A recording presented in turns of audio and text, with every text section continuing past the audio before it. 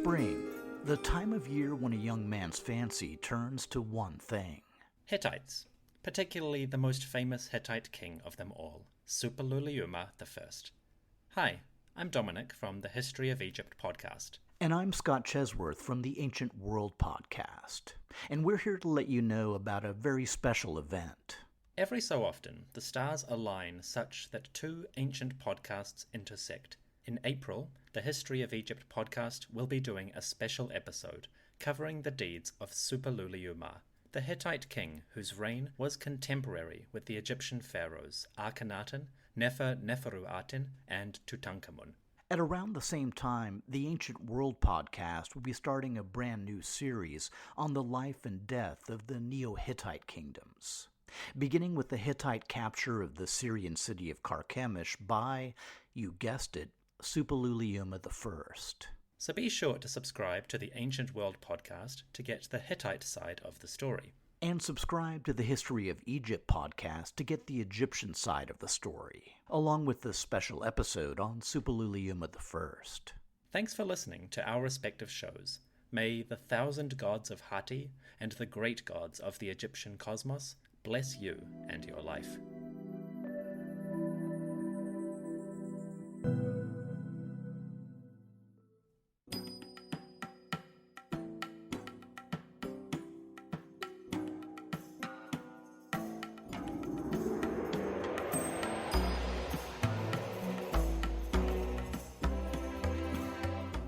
Hello everyone, and welcome back to the History of Egypt podcast, episode 141, Restoration. Today, we explore one of Tutankhamun's most significant projects. The King of Egypt promises, and then enacts, a wide-reaching program, investing huge resources in the temples of the gods. In a massive public rejection of Akhenaten's policies, the Egyptian government spends large to satisfy the divine beings. They also use the opportunity to strengthen their power, increase their legitimacy, and reward their followers. This project survives in a lengthy, detailed proclamation. Today, we explore the restoration stela of King Tutankhamun. This episode comes to you on behalf of Henning Roygard Petersen, Lee Bergen, and Samuel Liebert. Resources flow to the temples from such lands as Denmark and Sweden. For these gifts, I can only say, tak. May Amun, king of the gods, and Ptah, lord of Ma'at, reciprocate with blessings and long lives for you and your kin. To everyone listening, thank you for joining me. On with the story.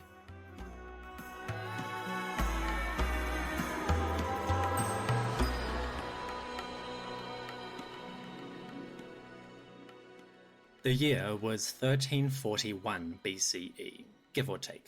It was regnal year 3 under the majesty of Neb-Keperu-Ra Tut-Ankh-Amun. The king of southern and northern Egypt, Tutankhamun was approximately 12 years old, maybe more. He and his government were newly invested with power, and Tutankhamun's regime was still establishing its legitimacy. The young king, along with his advisors, needed to fulfill certain expectations.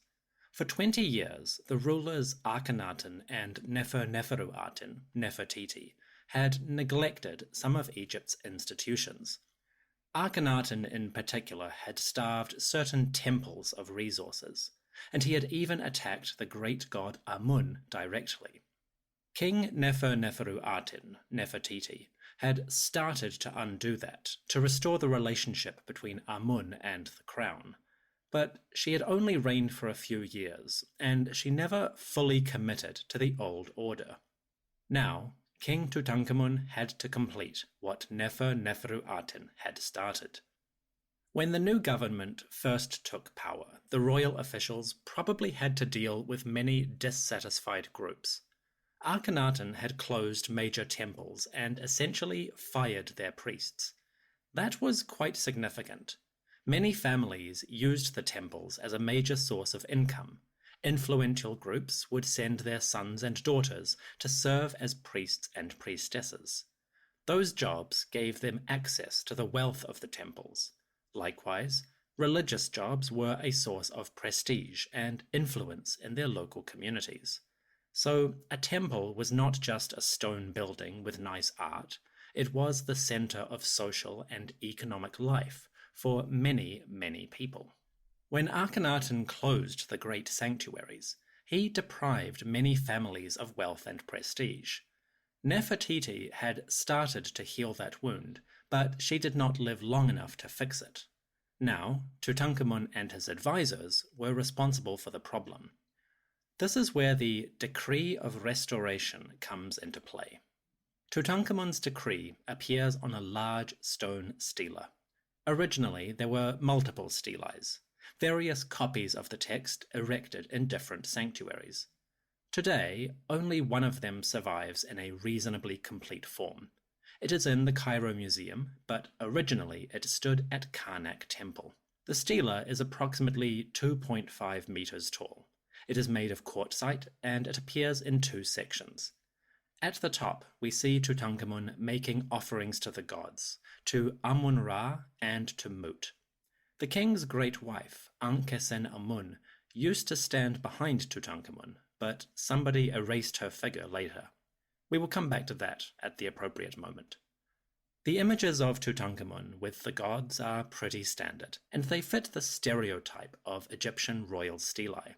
If you only looked at the picture, say as you were walking past, this stela might not seem remarkable. But below the art, the text itself appears. Here is where the restoration decree begins. The decree opens with the standard royal language. It introduces the date, which is lost.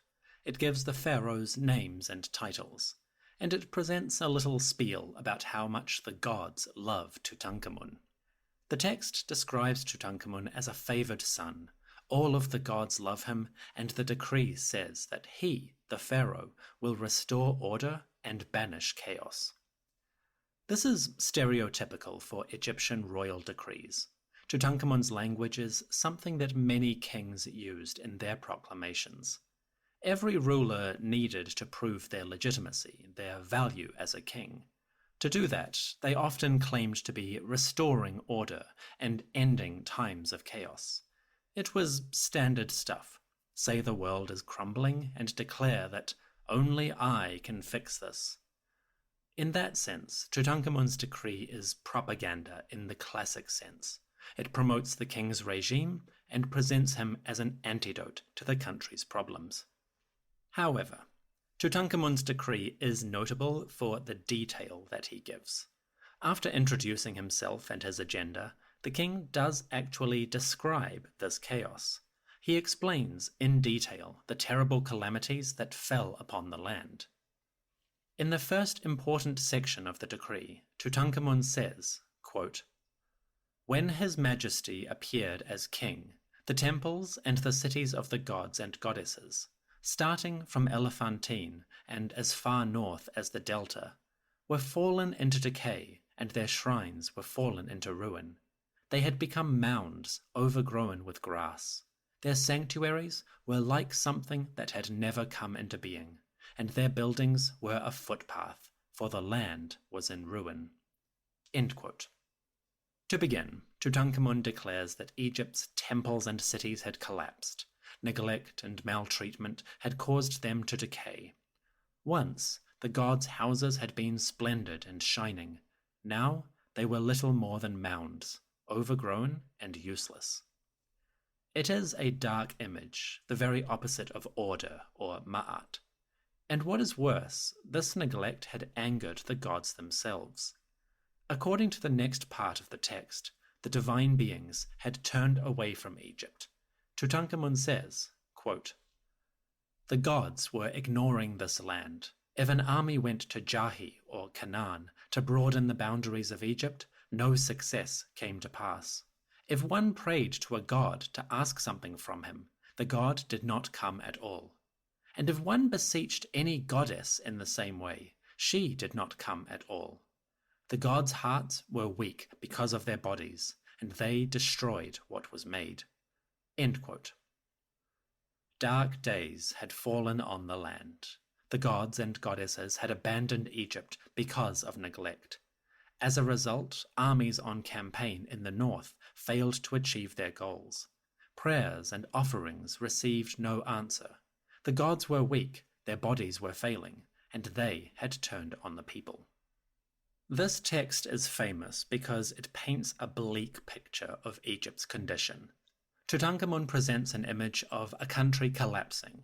The foundations of Egyptian life, the favor of the gods, had vanished. Now darkness came to the land. If you take this decree at face value, it sounds like Egypt was crumbling. Many historians have treated this text as a realistic portrait of the Amarna period. They take these words out of context and use them to reconstruct the reign of Akhenaten. Tutankhamun's predecessor, Akhenaten, did make unusual decisions, and he did attack the names and shrines of Amun, king of the gods. So when Tutankhamun says that temples decayed, that the gods abandoned Egypt, some writers assume he is talking about Akhenaten. That might be true, but it does not mean Tutankhamun is describing things accurately. In episode 133, we explored the evidence for Akhenaten's heresy. And one of the things we found was that Akhenaten's attack on the gods was surprisingly limited. Current evidence indicates that Pharaoh's anger focused on Amun, the Hidden One. Akhenaten tried to erase that god above all. By contrast, though, other deities did not receive the same violent treatment, at least not nearly as much. Akhenaten ignored many gods. He did not give them offerings, but he did not destroy them like he did to Amun. So Tutankhamun's description is probably hyperbole, an exaggeration of what Akhenaten did. The Restoration Decree paints the reign of Akhenaten in extremely negative terms, not because this was accurate, but because it was useful. Tutankhamun's government needed to establish legitimacy. They needed to present their agenda and their value as new rulers of Egypt. After all, Akhenaten and Nefertiti had spent 20 years changing royal policies. Logically, they must have had opponents, people who disagreed with their ideas and rejected their initiatives. Some of those people could have been powerful. Wealthy families who saw their influence under threat, priests and priestesses who lost privileges and income from temples, bureaucrats whose connections and responsibilities changed as Akhenaten messed with the system. All of these people, and many more, could have been clamoring for change, for a return to older policies, clamoring for restoration. This is the true context of Tutankhamun's decree. Superficially, the text is a rejection of Akhenaten and his policies, but it is also more than that. The decree is a promise that the new king will give certain people more access to power. He will not just restore temples and gods, he will restore privileges.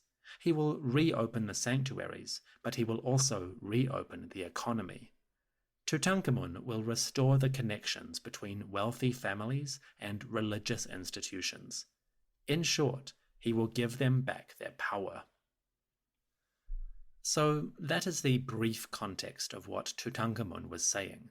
His description of Egypt and its troubles might have some basis in fact, but it probably exaggerates the damage to benefit the king's agenda. In short, the beginning of the Restoration Decree is more complex than it seems.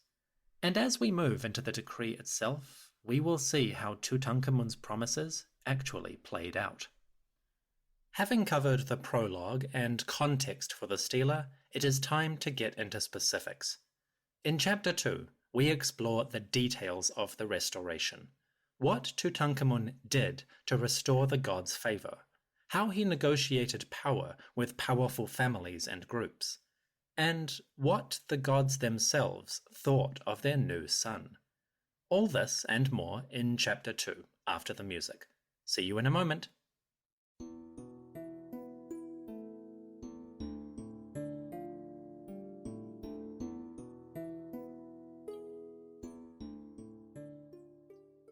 Having established his agenda and his overall goals, Tutankhamun now moves into the meat of his proclamation. He starts to proclaim what he has done on behalf of the gods, the ways that he has solved the crisis and repaired the damage. The king starts with the divine images, the golden statues of the gods which lived in every temple shrine. Tutankhamun says, quote, "Then His Majesty took counsel with his heart. He investigated every excellent deed, seeking benefactions for his father Amun. He gave more than what had been done previously. He fashioned his father Amun to be carried upon 13 carrying poles. Formerly, this noble god had been carried on just 11 carrying poles. The holy image or statue of Amun was made of electrum, an alloy of gold and silver, with lapis lazuli, turquoise, and every precious stone. The king also fashioned Ptah, south of his wall, the lord of Ankh-Tawi. His holy image was made of electrum, upon 11 carrying poles. Formerly, this noble god had been carried on just 9 carrying poles. His divine statue, likewise, was made of electrum, lapis lazuli, turquoise, and every precious stone." End quote. Basically, Tutankhamun commissioned new statues and shrines for the great gods. For Amun, he commissioned a divine statue made of electrum with precious stones embedded in it. The god would travel in a bark which was carried on poles on the shoulders of priests. Apparently, Tutankhamun made a point of increasing the number of carrying poles on which the god traveled. This was a simple way of proclaiming that he was improving on what came before. Not only was Tutankhamun restoring damage, he was also increasing the splendor of the deities.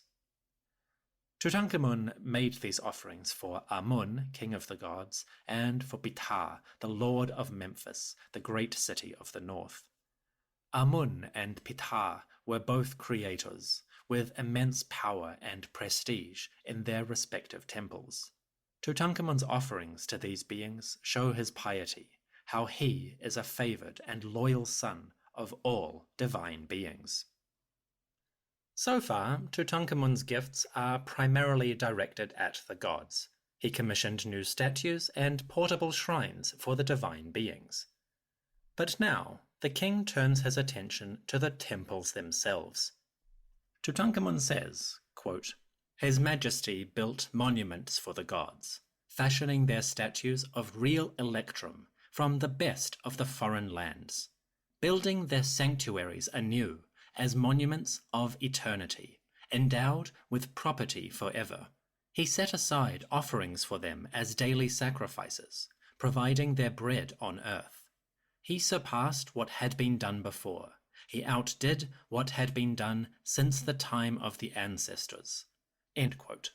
That part is quite formulaic. Many kings would proclaim that they had given more than any generation before them, as if they were the most pious, the most generous, and the most loving son of the gods. So this section is standard stuff.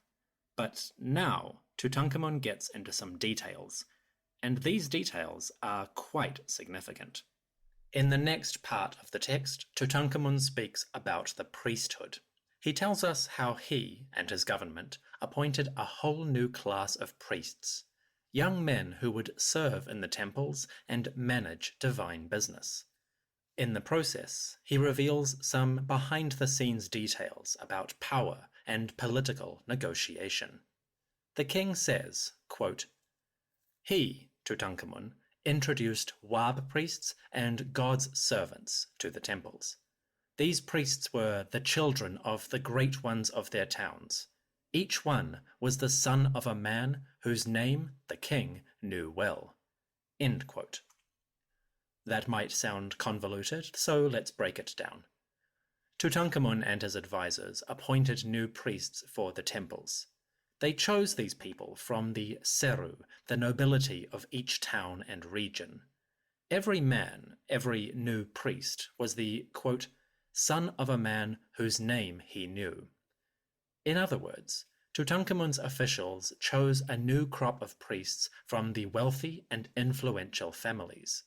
They promoted the children of courtiers, magistrates, local rulers, and officials.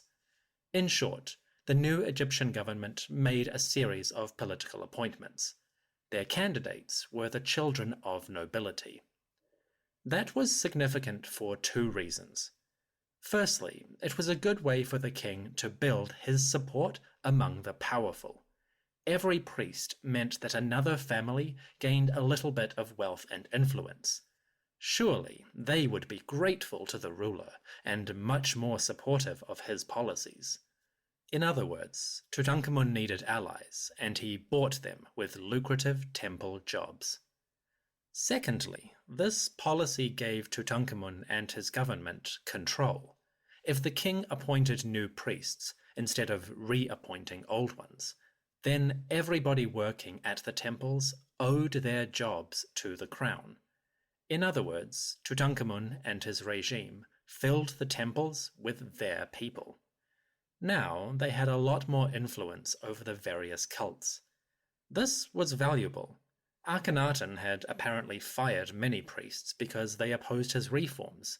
Tutankhamun, though, did something more productive.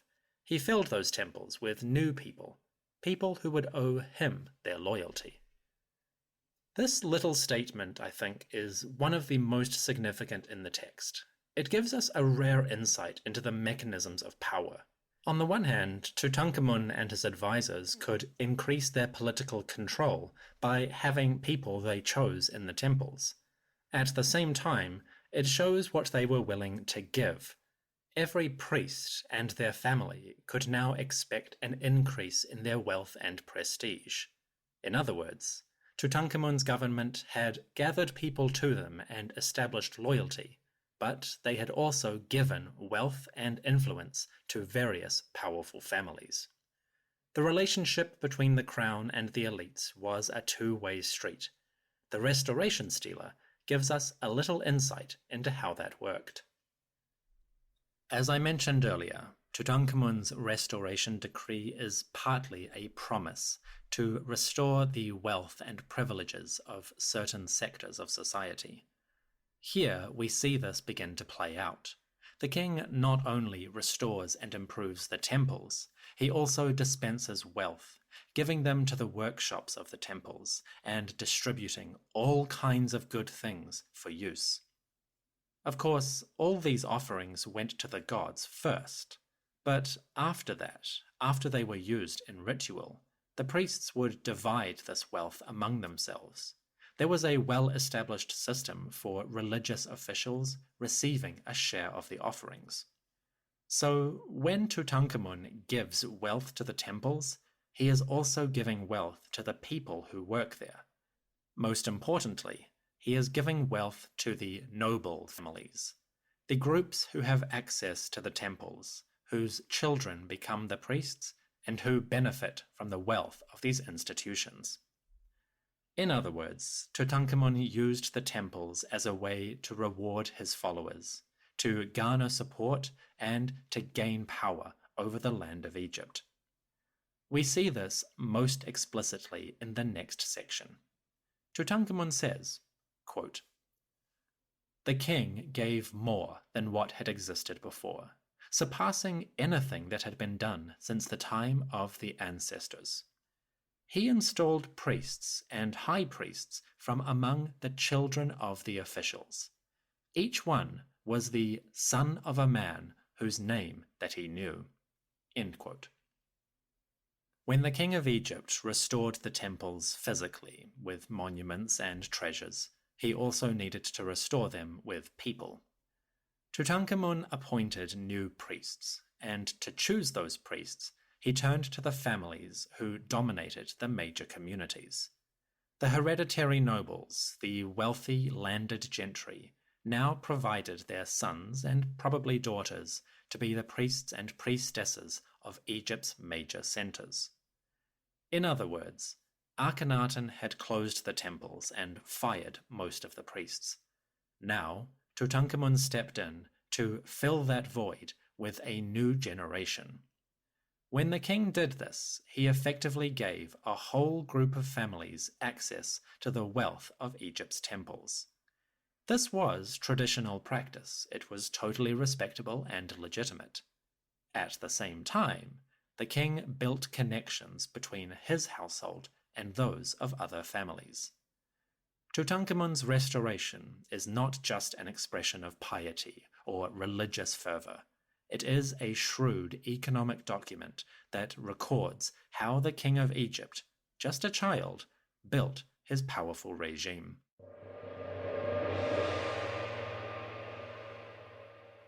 So Tutankhamun gave lavishly to the gods, and he appointed a whole new class of priests to work in the temples. But divine statues and new acolytes would only get them so far. The temples themselves needed resources for their operations. As I said, the Egyptian temples were not empty stone buildings filled with art.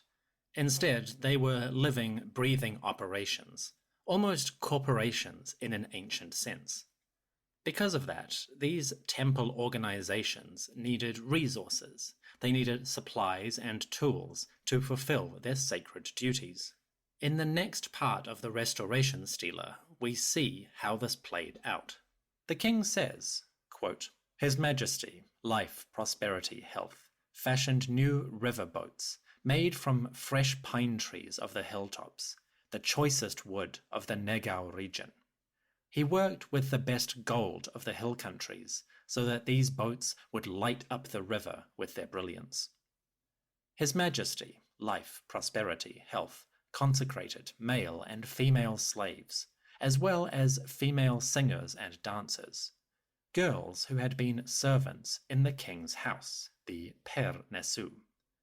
The service of these singers and dancers comes from the palace and the treasury of the Lord of the Two Lands.